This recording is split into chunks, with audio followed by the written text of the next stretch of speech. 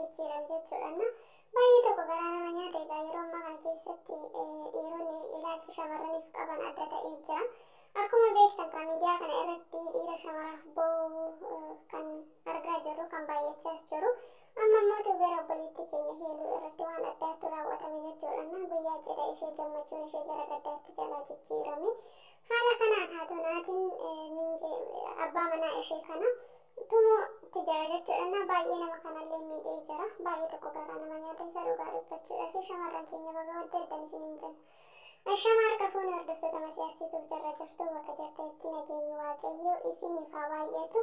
Warroonni chaanala kanaafis haaraa taate sabiskiraayib gochuun gara maatii kootti dabalama. Warroonni maatii kootis taatee hordoftan guddaa galatoomaa isiniin jedha. Egaa guyyaa har'a viidiyoo lamaan walitti deebinee jirra. Viidiyoon kun maalidha kan jedhu hanga dhumaatitti yoo na waliin turtan kan ilaaltan ta'a kan dhageessan ta'a jechuudha. Na turtiin keessan hanga dhumaatti na waliin haa ta'u isiniin jecha. Egaa akkuma argaa jirtanii obboleettii keenya guyyaa cidha ishee yookiin guyyaa sargee ishee gammachuun ishee daqiiqaa muraasa keessatti haala kanaan gara gaddaatitti harkaa jijjiirameetiidha kan jiru. Waan baay'ee takka garaa nama nyaatudha jechuudha. Egaa yeroo ammaa kana keessatti jaalalli dhiironni keenya shamarraniif qaban adda ta'eetii jira jechuudha. Akkuma yaadatamu tanaan durallee akkuma argaa turre miidiyaa kana irratti dhiirri shamarree takka guyyaa cidha ishee irraa hafaa gatee kan ture.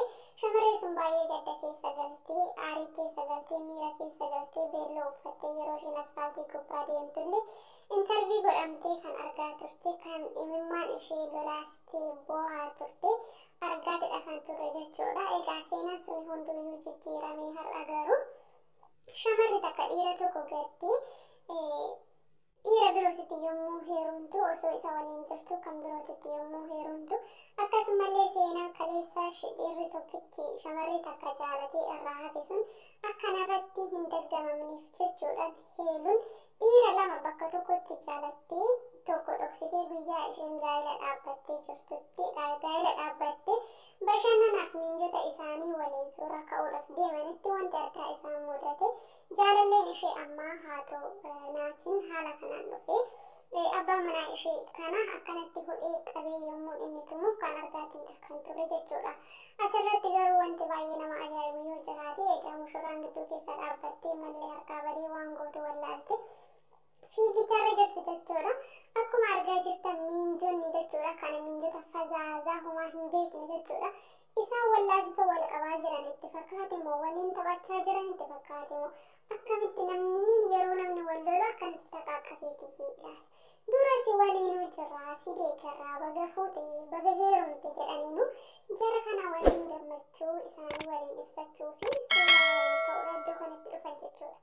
Kana booda jarri kuni haala kanaan wal hudhanii wal qabanii jiranii miinjota akkuma argitanii wal hammatanii ilaalaa jiran jechuudha. Diraamaa itti fakkaate moo ananaa galuudha wanti isaa jechuudha. Maali miinjonni akkanaa kan gaafa mushurraan isaanii rakkoo keessa galtee jirtutti kan dhiisi jedhanii gidduu isaanii hin gorre waan hedduutu akka nama ajaa'ibuudha jechuudha. Kunillee seenaa addaati. Miinjonni amma booda miinjota taatanii gaafa rakkoon mushurroota irratti uumame mushurroota irra goruu qabdan jechuudha. Sababbiin isaa isin waliinuu jira jennaa waliin dhuftan malee isinis suuraa waliin ka'uudhaaf miti jechuudha. Suuraa qofaaf miti jechuudha. Wanta isaan mudatu hundumarratti cinaa dhaabbachuudhaaf jechuudha. Haala kanaan ati hin fuutu anaatu fuudha jechuudha. Naatiin akkanatti namicha kana tumaatidha kan jiru jechuudha.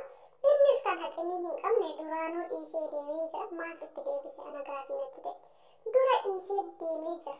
Inni dhiisnanuu isheen naati jaalatte jechuudha. Har'a ammootu meeshaa ofii isaatii inni gate namni biroo lafaa kaasnani maaliif itti bareede? Baay'ee tokko na ajaa'ibe jechuudha.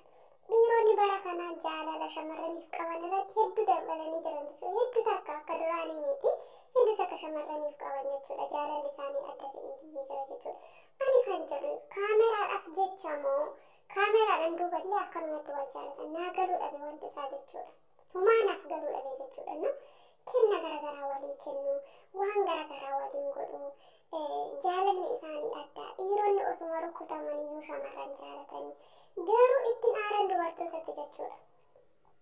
Jaalala nu barsiisaa jirammoo dhuguma kaameraan duubattillee akkanatti wal jaalatammoo ananaaf galaan jiru wantumti isaa jechuudha baay'ee tokko gaafii natti ta'e jechuudha. Egaa kanaan dura heeluun piraankii irratti naatiin piraankii irratti hojjete nama biroo jaaladhe jedhanii piraankii irratti hojjete gaafa san akkatti isheen nama hangana gahuun tumte argitanii jirtan jechuudha. Ni callisiif gaafa san gaafa isheen isa kabaltu gaafa isheen isa arrabsitu deebii hin laanneef hin callisiif namni kun jechuudha. Dhuguma ishee jaalata jennee hundi keenyayyuu gammannee dhiisne. Kanaadha heeluun baga gammaddeessin jechuu jaaladha. Garuu wanti nu gaddisiise tokko yoo jiraate nuti hordoftoonni ishee osoo jirru akkamitti murtoo keenya malee gara gaa'elaa akka isheen seente gaafis natti ta'e nas aarsitee jirti jechuudha. Osoo nuti hin beekin osoo nuyi nama kana wal hin barsiisin akkamitti gara gaa'elaa seente. Nuti gaafa isin wal hiiktanillee gaafa isin wal ijaartanillee isin waliin ta'uu qabna waan ta'eef jechuudha hordoftoonni kee akkuma beekamu egaa karaa koomentiitinillee hanga ammaatitti naatii hin fuudhin jechaanii turan jechuudha. Karaa koomentiitiin siif hin taatu jechaanii turan jechuudha. Kanaafiyyuu nama isaaf ta'u akkuma isaanitti himaa turanii har'a garuu gaafa nama kana fiddee dhuftu naatii dhiisee jira kanattan heerumuu hidha jette osoo nutti hin himin iddoo kana geessee rakkoon kun isheerra ga'e jechuudha. Ta'uun qabu ture. Ta'uun qabu kun sirrii miti waan ta'eefiyyuu gara fuulduraa garuu warri gaa'ela dhaabbattan nu barsiisuu qabda. Osoo nu barsiistanii jiraattanii nu barsiistee jiraatte har'a rakkoo kana keessan galtu ture heeluun jechuudha. Akkuma beektan kan miidiyaa kana irratti yeroo ammaa kana keessatti mana murtii ta'ee jira jechuudha. Takka rakkoon qabu. Kanaafiyyuu osoo nu hin beeksisin hordoftoonni ishee osoo hin barin haala kanaan gara gaa'elaa deemte wanta akkanaa kun ishee mudate jechuudha. Dubartoonni asumaan ammas irra deebiidhaan baga gammadde. Yeroo dhiironni kabajaa isiniif laatanii caarataa isinirratti deeman keessa gahuun kan keenya waan guddaadha. Dhiirota hedduu shamarran akka boochisaa jiran bara kana keessa arginee turre jechuudha. Argaas turre jechuudha. Mirgi dubartii haala kanaan kabajamuun isaa dubartoonni of kabachiisuun isaanii hedduu akkanattidha kan ture. Kan ba'u argaa jirtan. Garuu jaalalli isaan waliif qaban kuni kaameraa duubattis akkasumatti wal jaalachaa turammoo kaameraa irratti fakkeessuudhaaf jecha dhiironnis bo'an shamarris akkasuma jedhee jira jechuudha. Kanaaf kaameraadhaan duubattillee jaalalli keessan yoo akkana ta'ee jiraate hedduu namatti tola.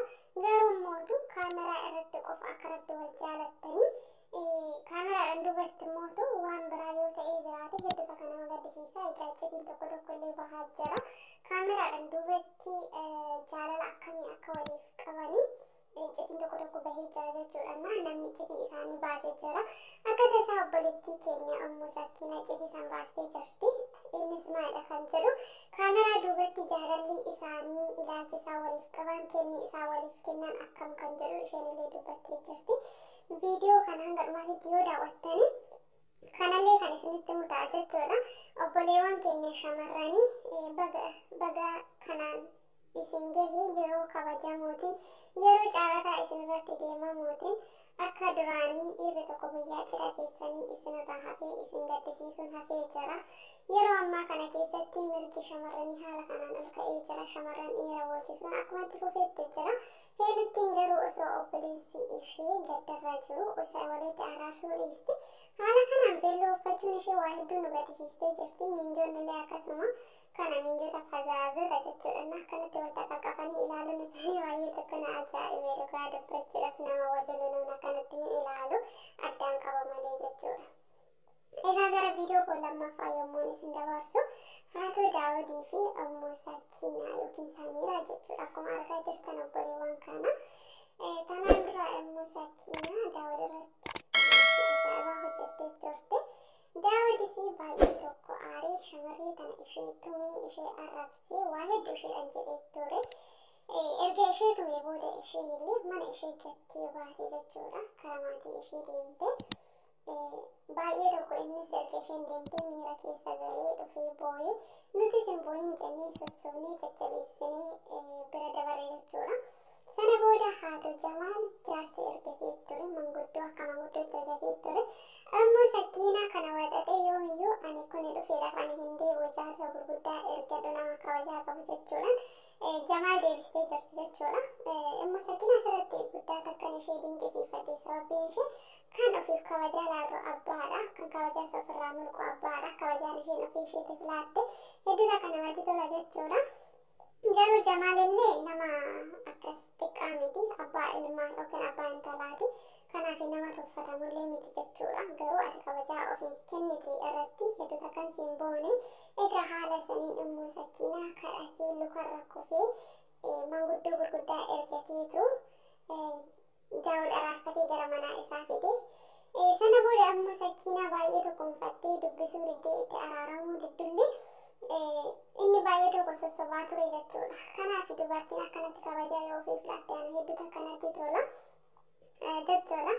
Iccitiin isaan jala miliqxee baate yoo jiraate jaalalli isaanii jechuun kenni isaanii jechuudha. Jaalala isaaniillee beeku kenni isaa waliif kennanii kaameraa irraa akka ta'e malee kaameraadhaan duubatti akka deebi'uudha. Kan immoo Sakiinaa oduu miliqxee jala baate kan nu geeche jechuudha. Uffata waan garaagaraa bitee fi viidiyoo ittiin hojjete sana booda deebisaa ture jechuudha. Kanaaf kenni yuutuubaroonni gurguddaa walii kennanii kenna sobaati kenna deebi'u malee kenna isaan biratti hafuu miti jechuudha. Asuma akkanallee nu barsiisanii jiranii. Egaa namoonni baay'een miira keessa galaa turanii jaalalleen keenya yoo nuuf kenna kanatti kenna nuuf kenna jedhanii jechuudha. Garuu isaan viidiyoodhaaf jechaadha malee jireenya dhugaa irratti yeroo hunda kenna walii hin kennan jechuudha.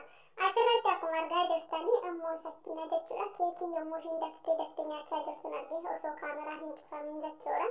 Akka waan keekii kanallee deebisuu isheetti fakkaate egaa shakkii keessa ishee ture. Sababiin isaa namichi uffata bitee itti argisiisee viidiyoo ittiin hojjete uffata san deebisuu keekillee hin deebisa jettee waan keessa ishee shakkiin tureef hanga kaameraan cufamu keekii kana daftee nyaachaa turte jechuudha. Maal keekiin erga citee hin deebi'u garuu yaa sodaa keessa ishee jirudha malee na osoo kaameraan hin cufamin daftee daa'ima ishee waliin keekii nyaachaa turte jechuudha.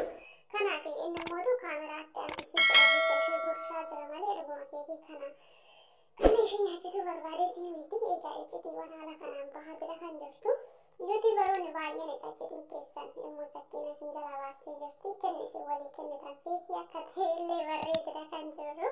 Kanaaf warroonni abbaa manaa keenya kenna nuuf hin kennu jettanii abbaa manaa keessan garuu jaalala dhugaa isiniif qabu piraankii hin beekne yoo ta'e kanaaf ittiin eekkaminaa isin jechuu barbaada gamanumaan jechuudha. Kenna yuutuubaroota gurguddaa kana ilaaltanii nama isin waliin jirtan akka hin jibbeene sababiin isaa kenni isaanii feekidha.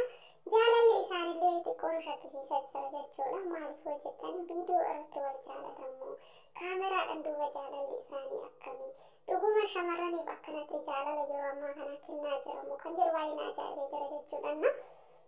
Egaa bara kana keessatti dhiironni shamarraniin boo'u irratti lakkoofsa tokkoffaa qabataniitidha kan jiran jechuudha. Lakkoofsa tokkoffaa garasi soo deemtu dhiira boo'u argita garana soo deemtu dhiira boo'u argita jechuudha.